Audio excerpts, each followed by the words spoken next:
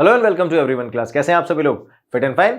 Hi class, my name है शुभम और आज हम लेके आ गए हैं क्लास 10 मैथमेटिक्स प्रोबेबिलिटी के प्रीवियस ईयर क्वेश्चन का सेकंड पार्ट। तो ध्यान से देखो क्लास, अब क्वेश्चन थोड़ा सा लेवल अप होंगे और अच्छे होंगे, है ना? तो इन क्वेश्चन को ध्यान से देखते रहना। एक एक क्वेश्चन, बहुत सारे क्वेश्चन अपने अंदर एक कॉन्सेप्ट लेके बैठे हैं, ठीक है? उन कॉन्सेप्ट को भी डिटेल में स्टडी करेंगे, बट पहले आते हैं क्वेश्चन पे। तो देखो क्वेश्चन क्या बोल रहा है। If a fair coin is tossed twice, the probability of getting at most one head, at most का मतलब मैक्सिमम वन हेड, है ना? तो वन हेड से कम भी आ सकता है, चलेगा, कोई दिक्कत नहीं। मैक्सिमम एक हेड आना चाहिए, एक से ज्यादा हेड नहीं आएगा। So we have tossed it twice. तो अगर हम किसी भी कॉइन को दो बार टॉस करते हैं तो what is the situation that we are getting a head, ठीक है? तो क्या होता है देखना, head head head tail, tail head और टेल और टेल। अब ध्यान से देखना, मैक्सिमम कितना हेड आना चाहिए? One. That means two head वाली कंडीशन हम नहीं लेंगे, तो ये तीन हम इन्वॉल्व कर लेंगे। So 3 out of 4 is the answer. So the probability of getting head at most one head is 3/4। Any confusion class? ठीक है, इजी था। आगे, a jar contain 18 marbles, some are red and other are yellow. ठीक है, कितने red कितने yellow हमको नहीं पता, लेकिन मेरे को पता है कि r plus y is equals to 18। Red और येलो का कॉम्बिनेशन 18 बना रहा है, ये पता है, ठीक है? If a marble is drawn at random from the jar, the probability that it is red is 2/3.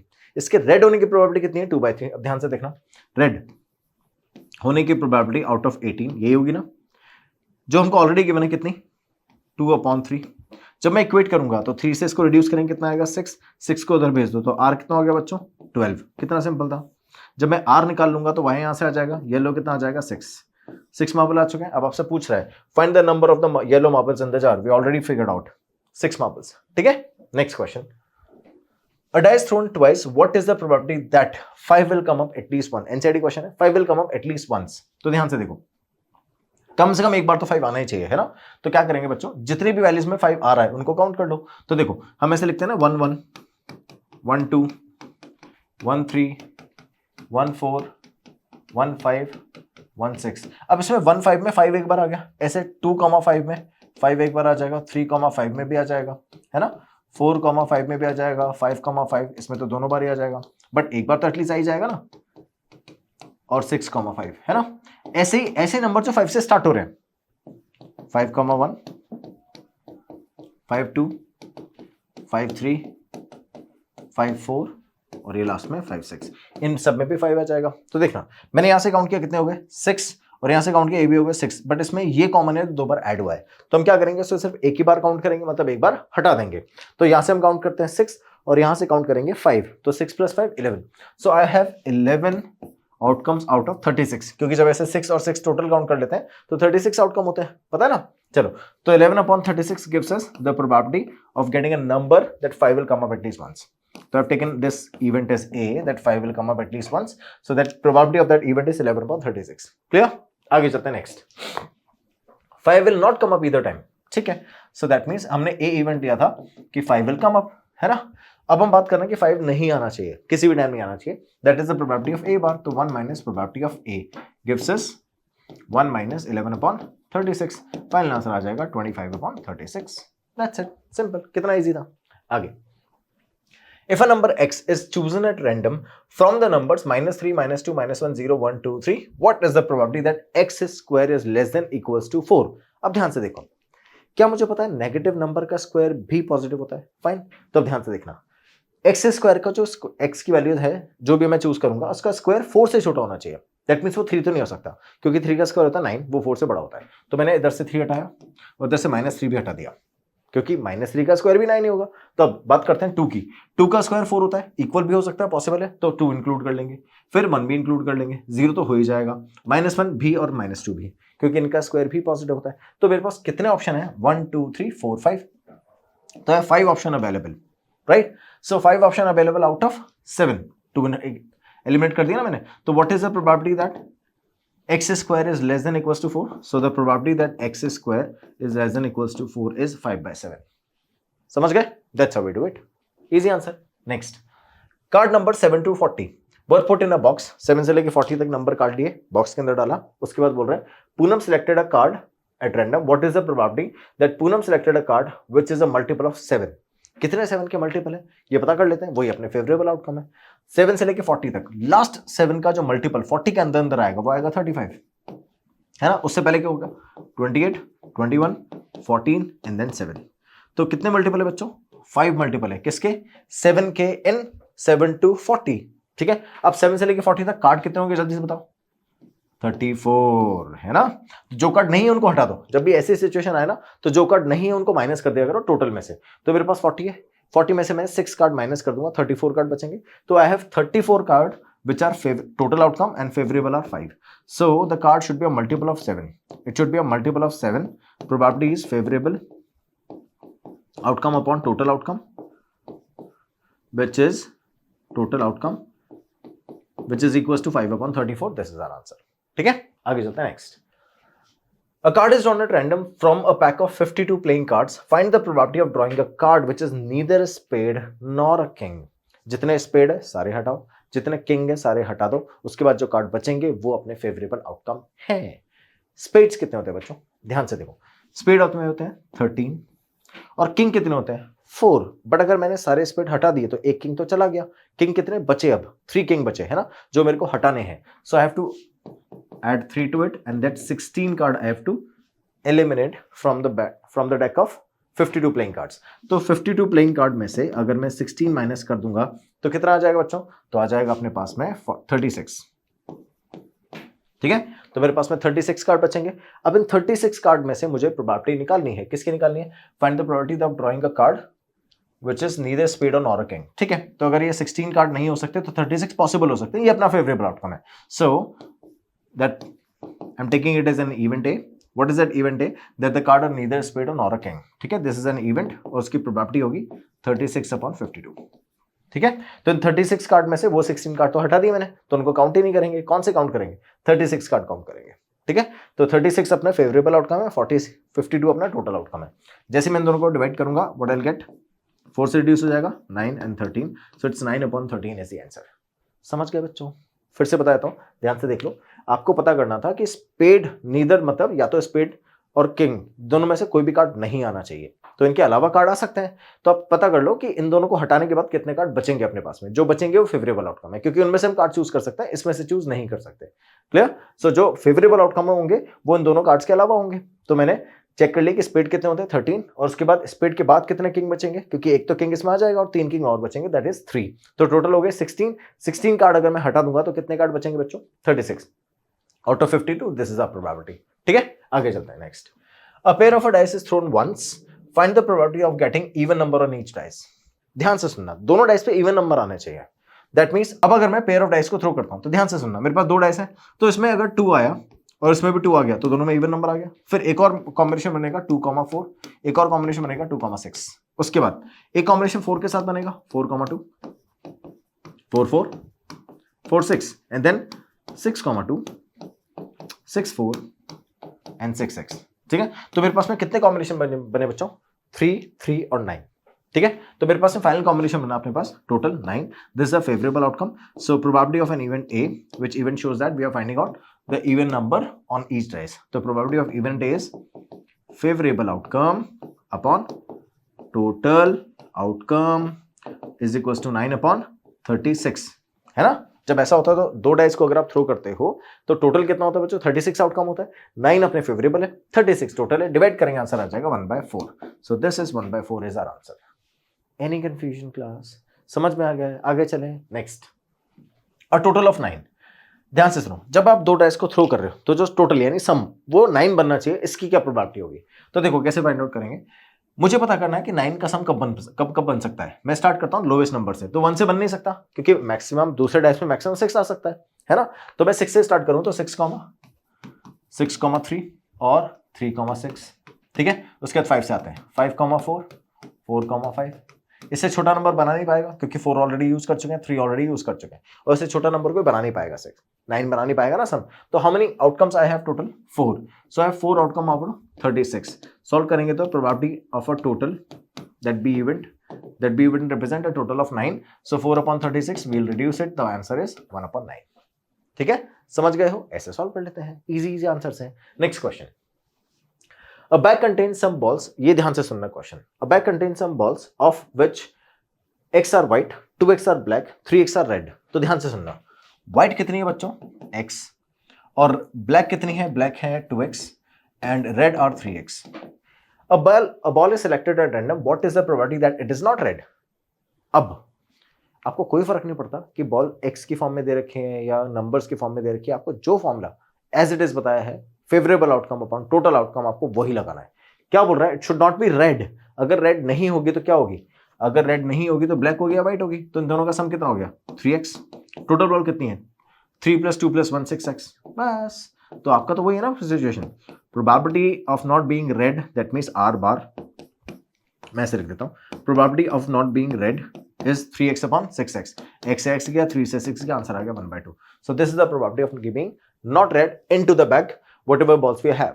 ठब जितने भी बॉल्स होंगे यहाँ पे x की प्लेस पे कुछ भी रखो, अब ये 10 बॉल हो, 100 बॉल हो, 2000 बॉल हो, कोई फर्क नहीं पड़ता, आंसर यही आएगा हमेशा, ठीक है। क्योंकि प्रोबेबिलिटी इज अ रेशियो, उसके लिए आपको वैल्यू की जरूरत नहीं होती है, उसके लिए आपको रिलेशन की जरूरत होती है कि 2 टाइम्स है, 3 टाइम्स है, 4 टाइम्स है, वो दे दो हम आंसर निकाल लेंगे, ठीक है। नेक्स्ट वाला पार्ट पे व्हाइट बॉल्स। अब देखो व्हाइट बॉल्स कितनी बच्चों अपने पास में, व्हाइट बॉल ओनली x ही है, तो प्रोबेबिलिटी कैसे निकालेंगे, probability of being a white ball is x upon 6x, reduce करके आंसर कितना आएगा 1/6, x कट जाएगा, दिस इज आवर आंसर, ठीक है। We got this value available. देखो यहां से लास्ट वाला जो डेटा आया था अपने पास में, उस डेटा में 3x upon 6x रखा था, 1/2 आया था, और नेक्स्ट वाले डेटा के अंदर मैंने वैल्यू फाइंड करी 1/6। कोई कंफ्यूजन है बच्चों, आ गया आंसर। आगे चले नेक्स्ट वाले क्वेश्चन पे। तो देखो नेक्स्ट वाला क्वेश्चन क्या बोल रहा है, A dice thrown once, find the probability of getting a number which is a prime number। एक डाइस को अगर आप थ्रो कर दोगे तो प्रोबेबिलिटी फाइंड करनी है प्राइम नंबर की। कितना इजी क्वेश्चन है, डाइस को थ्रो करोगे तो 1 2 3 4 5 6 और कुछ आ ही नहीं सकता, यही तो आएगा। अब आपसे पूछ रहा है कि what is the probability of being an even number, prime number, not an even number, sorry. So prime number are 2 3 and 5, तो 3/6, answer of being a prime number is 3/6 gives us 1/2 answer. Easy, आगे चले। चलो देखो next question क्या बोल रहा है बच्चों, lies between 2 and 6। Between 2 and 6 जब भी आ जाएगा बच्चों, 2 और 6 को काउंट नहीं करोगे, उनके बीच के नंबर काउंट करोगे। सो 2 रखा, 6 रखा, इसके बीच में 3 4 5 आता है, तो मेरे पास ऑप्शन क्या है 3, सो इट इज 3/6। तो probability of number between x which is lying between 2 and 6, ठीक है, समझ गए। तो 3 और 6 को रिड्यूस करेंगे, आंसर आएगा 1/2, this is our answer. Clear. ये कैसे लिखा सर आपने, ऐसे लिखा है, देखो probability of a number x which is lying between 2 to 6, ठीक है, 2 से बड़ा होगा 6 से छोटा होगा, तो आ गया 3 4 5। क्लियर, आगे चलते हैं नेक्स्ट वाले पे। नेक्स्ट वाला क्वेश्चन बोल रहा है a game consist of tossing a coin 3 times, tossing a coin 3 times, ठीक है, and noting the outcomes each time. If getting the same result in all the tosses is a success, find out the probability of losing a game। Fine, कैसे करेंगे, ध्यान से देखो। जैसे मैं coin को 3 टाइम टॉस कर लेता हूं, तो फर्स्ट टाइम टॉस किया 2 की पावर 1, 2 की पावर 2, 2 की पावर 3। या तो क्वेश्चन पहले भी सॉल्व किया है ना, मैंने आपको उस टाइम भी मेथड बताया था कि आप आउटकम कैसे निकालते हो, हानिफ वाला क्वेश्चन है सेम, ठीक है। तो 2 की पावर 1 करेंगे तो 2 आउटकम आएंगे, 2 आउटकम में एक हेड और एक टेल रखेंगे। 2 की पावर 2 यानी 4 आउटकम, 4 आउटकम में 2 हेड और 2 टेल रखेंगे, ठीक है। 2 की पावर 3 यानी 8 आउटकम्स, 8 आउटकम में 4 हेड और 4 टेल रखेंगे। ये ट्रिक बता रहा हूं, ध्यान रखना, इससे आप सारे आउटकम एग्जैक्टली बना लोगे जैसा क्वेश्चन पूछ रहा है। अब इसको कंटिन्यू कर लो, जो भी एज इट इज लिखा है ना उसको as it is copy paste कर दो नीचे। तो 2 टाइम्स हेड 2 टाइम्स टेल, और यहां पे भी एज इट इज कॉपी कर दो, head tail head tail head tail. यहां तो कोई कंफ्यूजन है क्या, समझ गए। अब सक्सेस कब है, जब तीनों टाइम हेड है या फिर तीनों टाइम टेल है, ये बोल रहा है ना question. We got the success result on time that if we are getting the same result in all the tosses, that means we have a success। same result मतलब या तो तीनों में हेड आना चाहिए या फिर तीनों में टेल आना चाहिए, तो ये अपना सक्सेस है और ये अपना सक्सेस है। इसके अलावा सारी सिचुएशन फेलियर की है ना। तो अब आपसे क्वेश्चन किसका पूछ रहा है, फेलियर का या सक्सेस का। तो आपसे पूछ रहा है probability, find the probability of losing the game, that means failure का पूछ रहा है probability. So we'll find out the probability of failure. Probability of failure is 3 exact, चलो पहले वैल्यूज प्लेस कर लेते हैं। So probability of failure will be 6/8, reduce करेंगे तो आंसर आएगा 3/4, क्योंकि देखो ये 6 आउटकम है जिनमें फेल हो रहा है, ये आउट ऑफ 8 आउटकम, तो 6/8 आंसर आएगा 3/4। कोई कंफ्यूजन है बच्चों, समझ में आ गया। आगे चलें, नेक्स्ट वाला क्वेश्चन देख लो आप जल्दी से। नेक्स्ट वाला क्वेश्चन क्या बोल रहा है, डायरेक्शन। ये असर्शन रीजन क्वेश्चन है, स्टेटमेंट्स को बहुत ध्यान से देखना, क्योंकि अगर स्टेटमेंट गलत है क्वेश्चन गलत हो जाएगा। ठीक है, चलो देखो क्या बोल रहा है, डायरेक्शन क्या है, in this question the statement assertion is followed by a statement reason, choose the correct option out of the following. पहले असर्शन रीजन पढ़ लो। असर्शन क्या बोल रहा है, the probability that a leap year has 53 Sundays is 2/7, absolutely right, सही है assertion. Second वाला बोल रहा है the probability that a non leap year has 53 Sundays is 5/7, ये गलत है, 1/7 होती है। नॉन लीप ईयर में the probability that a non leap year has 53 Sundays is 5/7, no it is 1/7। ठीक है, तो अब ये दोनों चीजें पता चल गई अपन को, असर्शन सही है, रीजनिंग गलत है। अब चेक करते हैं ऑप्शन कौन सा मैच करेगा। तो out of the options we have A B C D, A option बोल रहा है both assertion and reason are true and the reason is the correct explanation of the assertion, ये तो नहीं है, क्यों, क्योंकि दोनों ट्रू है ही नहीं, तो ये ऑप्शन नहीं है अपना। Second, both assertion reason true, आगे पढ़ना ही नहीं है, ये भी ऑप्शन नहीं है अपना। सी ऑप्शन है assertion is true but reason is false, ये रहा हमारा करेक्ट ऑप्शन। ठीक है, हमारा रीजन फॉल्स है ना, तो this is the only option which says that the reason is false, because in the other reason also, other option also we got the reason true, तो हमारा रीजन ट्रू है ही नहीं, तो हमारे पास यही ऑप्शन है। ठीक है, आगे चलते हैं नेक्स्ट वाले क्वेश्चन पे।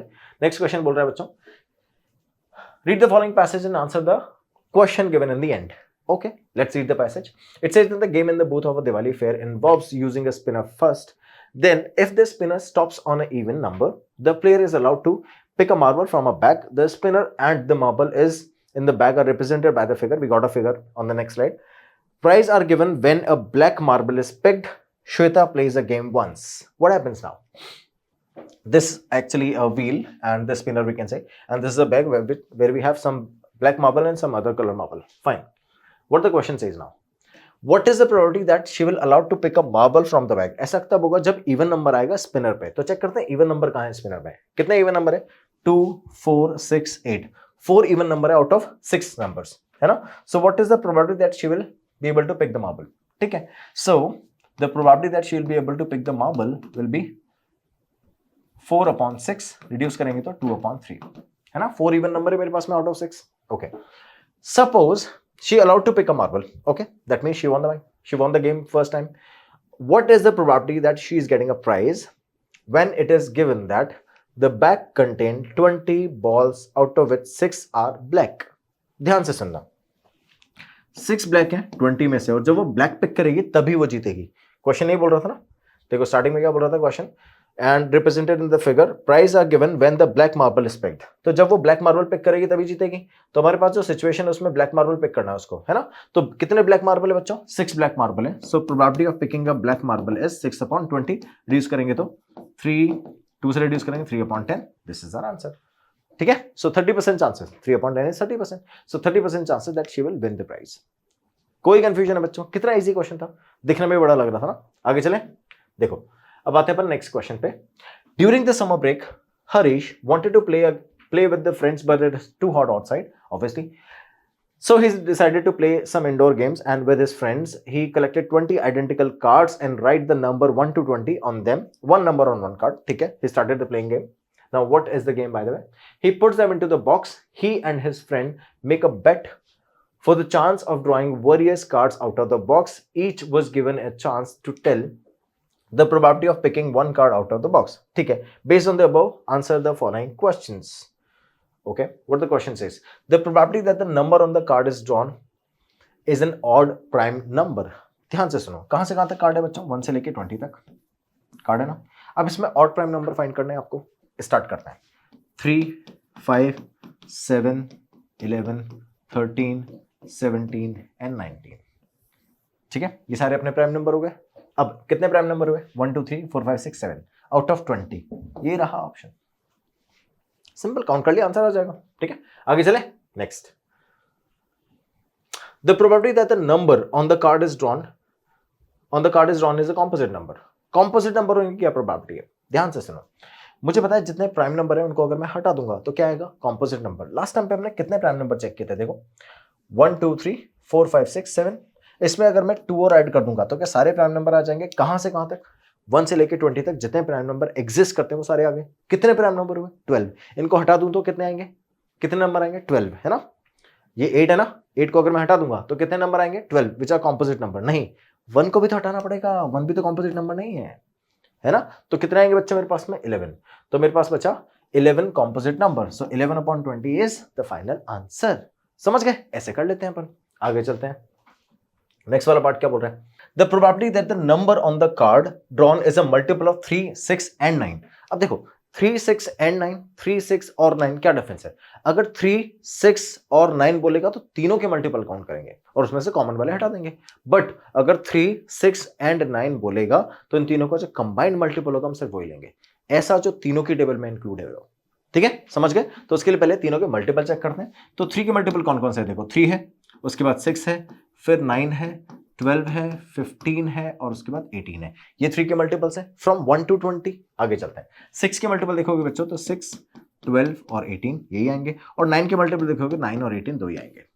ठीक है, समझ गए? अब इनका कॉमन मल्टीपल कौन सा है, देखो यहां से यहां तक अगर आप देखो 6 इन दोनों में, बट यहां पर नहीं है, 18 यहां भी है, यहां भी है, यहां भी है। 18 के अलावा और कोई आपको ऐसा दिख रहा है जो तीनों में कॉमन हो? क्योंकि ध्यान से देखो इसमें दो ही मल्टीपल है, 9 एंड 18, तो इन ये दो ही हो सकते हैं कॉमन, है ना? तो अब 18 तो दिख रहा है सब में, 9 सब में है क्या, इसमें ही नहीं है, तो कहानी खत्म। सो सबसे पहले हमारे पास में क्या मिलता है, एक ही मल्टीपल ऐसा है जो तीनों में कॉमन होगा, that means the multiple which is of 3, 6 and 9 is 1 only out of all the 20 numbers. So final answer is 1/20।